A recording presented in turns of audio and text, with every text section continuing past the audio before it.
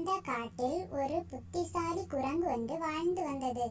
அது ஒரு நாள் கிராமத்திற்கு அருகே சென்றபோது வாழைப்பழங்களால் நிரம்பிய ஒரு வண்டியை பார்த்ததும் பழங்களை பிடிக்க ஆசை வந்தது. வண்டி ஒரு சிறிய கதவுடன் பூட்டியிருந்தது. குரங்கு அதை திறக்க முயற்சித்ததும் ஆனால் அதற்கு திறக்க முடியவில்லை. அந்த சமயத்தில் ஒரு சிறு பையன் அங்கே வந்தான். குரங்கு அதை பார்த்ததும் ஏமாற்றம் செய்ய கீழே விழுந்தது போல நடித்தது. கையை பிடித்து கொண்டு அழுவது போல ஒலி எழுப்பியது. உடனே பையன் குழம்பி, அப்பா அப்பா இங்கே வாங்க என்று சத்தமாய் கூப்பிட்டான். குரங்கிற்கு அடிபட்டது போல இருக்கு என்று சத்தமாக அழைத்தான். உடனே அவன் அப்பா வந்தார். சிறுவன் அப்பாவிடம் குரங்கு பசியோடு இருக்கு, குரங்கிற்கு பழம் கொடுப்போம் என்று கெஞ்சி கேட்டான்.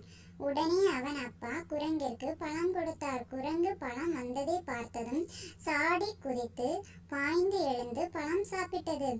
பழம் சாப்பிட்டு விட்டு சாடி பாய்ந்து சுவரில் ஏறி போனது.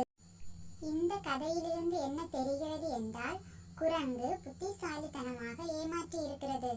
இதுபோல நம்முடைய வாழ்க்கையிலும் சில பேர் ஏமாறி இருக்கலாம்.